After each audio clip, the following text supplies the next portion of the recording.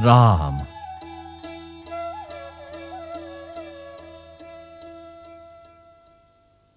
हे मेरे प्रिय मित्रों,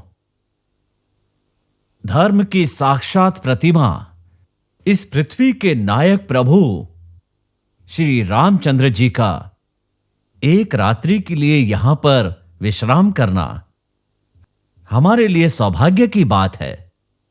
हम इसके लिए प्रभु के कृतज्ञ हैं। इसलिए वे जिस वृक्ष के नीचे बैठे और साथ ही उन्होंने जिस कुश की शैया पर विश्राम किया था, हम उन दोनों की रक्षा करेंगे। ऐसा करने से प्रभु की कृपा हमें सदा मिलती रहेगी। सरदार, सरदार! सिंघा, क्या बात है? इतने भयभीत क्यों लग रहे हो?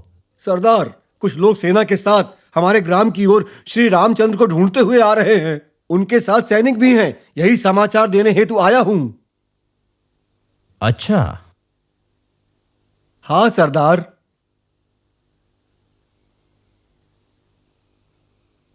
अवश्य ही वो भरत होंगे। उनकी मां ने उनके भ्राता श्री राम को 14 बरस के लिए वन में भेजा है।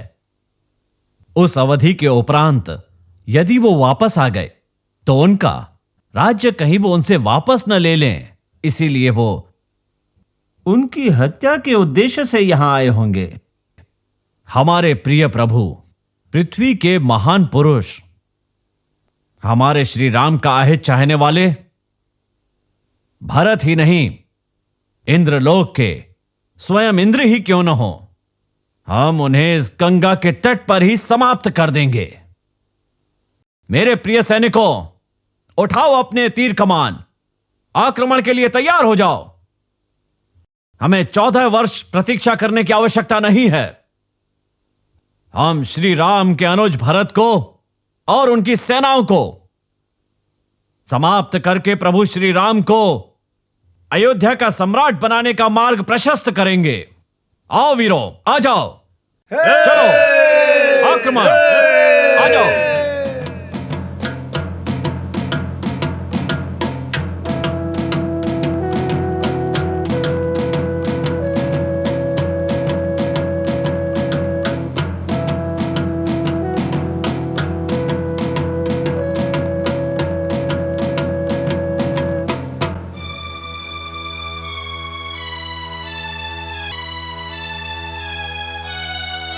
सिंघा, ये क्या है?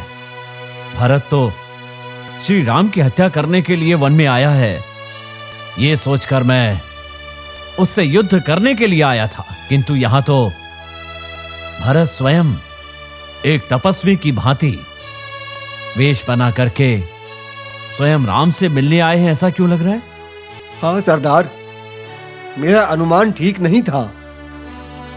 सिंघा, अपने बड़े भाई के स्थान पर पिता द्वारा राज मिलने पर भी श्री राम के स्नेह से वशीभूत होकर तपस्वी बनकर रहने वाले राजकुमार भरत कितने महान हैं। ऐसे महान पुरुष का हमें अपने हृदय से स्वागत करना चाहिए। हे वीरों, सभी अपने तीरों को तुनीर में रख लें और मेरे साथ चलें।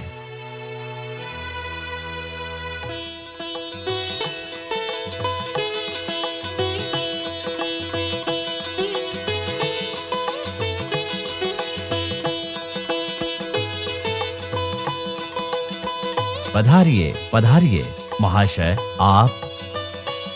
हम अयोध्या के नरेश चक्रवर्ती राजा दशरथ के पुत्र हैं और प्रभु श्री राम के भाई हैं।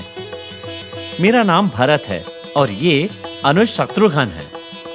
जानता हूं, इसीलिए तो आप सबके स्वागत के लिए मैं स्वयं आया हूं। आप जैसे महान लोगों के आने से ये गंगा तट और हमारा ये वन गौरवान्वित हुआ है। हम आपका स्वागत करते हैं। आपने हमारा इतना स्वागत किया है। आप कौन हैं? भरत, ये हैं श्रृंगभेरीपुर के राजा इन वनवासियों के सरदार और इनका नाम है श्रीमान गोगना। ये हमारे श्री राम के प्रति अत्यंत स्नेह रखते हैं। हे महाशय, श्री रामचंद्र जी यात्रा के दौरान जब गंगा तट पर आए थे तब माता सीता और भाई लक्ष्मण के साथ वो हमारे साथ ही रहे थे। अति उत्तम। सुनिए महाशय, मेरे परमप्रिय भाई और प्रजा के साथ स्नेह रखने वाले मर्यादा पुरुष श्री रामचंद्र जी को वापस अयोध्या ले जाने के लिए हम सभी लोग यहां पर आए हैं। आप लोगों के इस कार्य में यदि आप लोग सफल हो जाते हैं तो सबसे अधिक प्रसन्नता मुझे होगी। उनके वन प्रवास से मुझे बहुत कष्ट हो रहा है, किंतु इस समय रात्रि होने वाली है, इसीलिए आज रात को आप सभी यहीं विश्राम कीजिए। प्रातःकाल आप अपनी यात्रा पुनः प्रारंभ कर सकते हैं। तैयारी मैं कर दूंगा। आइए आइए।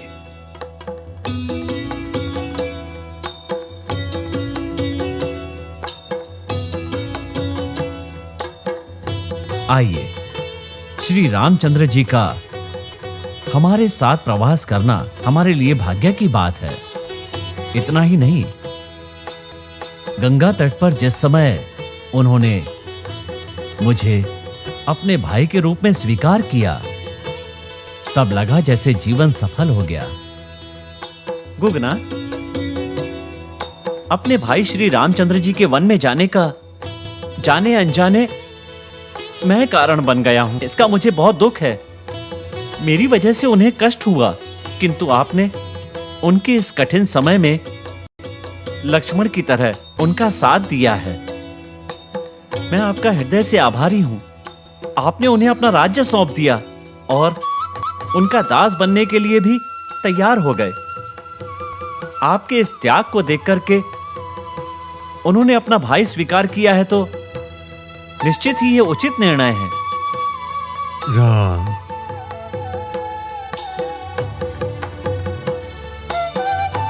महाशय, प्रभु श्री राम ने कुश की इस शैया पर पूरी रात्रि विश्राम किया था।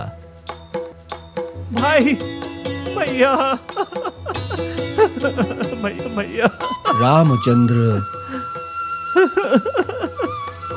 ये कैसा अन्याय है भैया। भैया, भ्राता, हे भ्राता श्री राम, आपने यहां विश्राम किया, इस पत्थर की शैया पर विश्राम। आपके कोमल शरीर को कितना कष्ट हुआ होगा। भैया, भैया, इस पापी को क्षमा कर दीजिए। मेरे कारण ही आपको ये कष्ट उठाने पड़ रहे हैं। ये कैसा अन्याय है, और इस अन्याय का कारण मैं हूं भैया, मैं। चक्रवर्ती के पुत्र के रूप में पैदा होकर रेशम और मखमल की शैया पर पुष्प और सुगंधित द्रव्यों से महकते हुए स्वर्ण के पलंग पर विश्राम करने वाले एवं संसार के समस्त ऐश्वर्य का भोग करने वाले अयोध्या नगरी के राजकुमार, हम सब के प्रिय श्री राम पत्थर की इस कठोर शिला पर विश्राम कर रहे थे। यहां पर मेरी आदरणीय भाभी सीता जी ने कहां विश्राम किया था? आइए दिखाता हूं।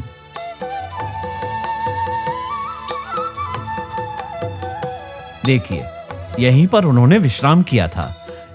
ये क्या सुखों में पली मेरी भाभी ने यहां विश्राम किया? क्या उन्होंने इतना कष्ट उठाया और उनके इस कष्ट का कारण मैं हूं? भैया, भाभी और मेरा भाई लक्ष्मण। आइए, ये देखिए, वो रात भर सोए नहीं, जागते रहे और पहरा देते रहे अपने भाई का। क्या कहा? मेरा भाई लक्ष्मण सोया नहीं? गुरुदेव, इन सारे कष्टों का कारण मैं हूं। मैं बहुत बड़ा पापी हूं। मुझे इसका दंड मिलना चाहिए। कारण तुम नहीं हो भरत, ये सब विधि का खेल है। हाँ कुमार भरत, विधि को कोई नहीं बदल सकता, हमें उसे मानना ही पड़ता है। गुगना, आप बता सकते हैं कि मेरे भाई श्री राम इस समय कहां हैं? बताता हूं। इस समय श्री राम चित्रकूट में हैं और मुझे ये बात मेरे कुछ साथियों ने बताई है। हमें भी उनके पास जाना है। उनके पास जाने के लिए गंगा को पार करना होगा। मैं इसकी तैयारी करता हूं, मुझे आज्ञा दीजिए। धन्यवाद, बहुत बहुत धन्यवाद।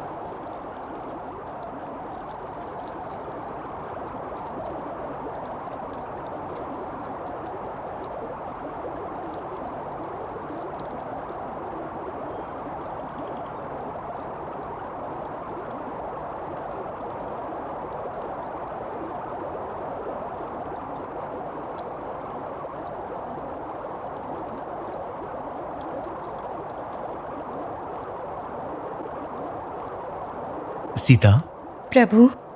लक्ष्मण, इस सुंदर पर्वत को देखो। वसंत ऋतु की भांति यहां पर सदैव सुंदर पुष्प खिले रहते हैं लक्ष्मण।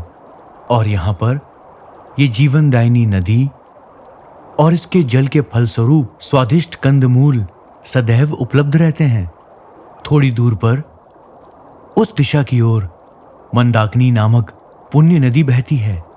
इस स्थान पर कई महात्मा रहते हैं, इसीलिए हम तीनों इसी जगह पर आश्रम बनाकर रहेंगे।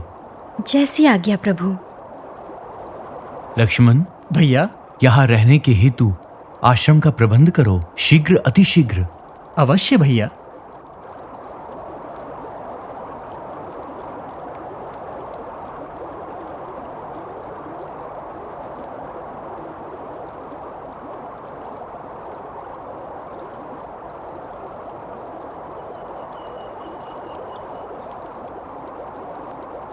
वीर पुरुष, आपका परिचय?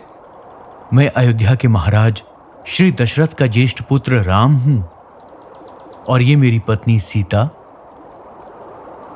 और ये मेरा अनुज लक्ष्मण है। हम तीनों यहां पर रहकर तप करने के लिए आए हैं। हम आपसे अनुरोध करते हैं, हमें अपना आशीर्वाद दीजिए। सब मंगलमय हो। राम, हम आपके विषय में सब कुछ जानते हैं। आप यहीं पर निवास कीजिए। हम सभी आपके साथ यहीं पर सदैव रहेंगे। आपकी धनुर्विद्या हमारी रक्षा करेगी। हम एक दूसरे की सहायता करेंगे। अवश्य महर्षि, हम आपके रक्षक के रूप में सदैव तत्पर रहेंगे। अति उत्तम।